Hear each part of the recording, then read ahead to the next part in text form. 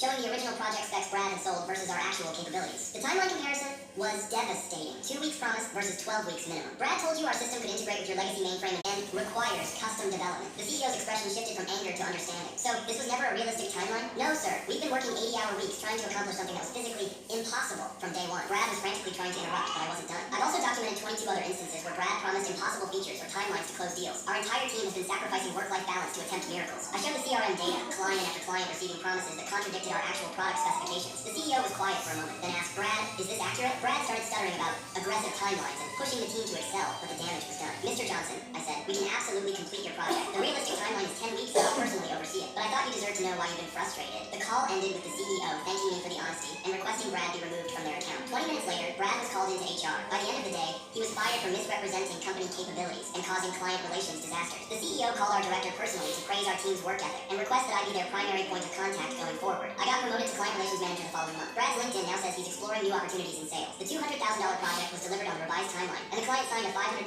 expansion contract based on our honest communication. Sometimes the best way to build your career is to let someone else destroy theirs with their own.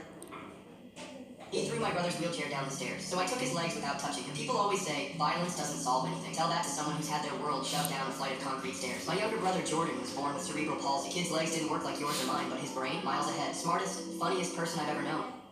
Do you think my sister... Go on my office. Okay, open the file. Did you see the window? No. There's a window. Yeah. Okay, open the window. Okay. Upload the file to the cloud. Go on my office. When you just wipe it down below, drink it. Get nervous.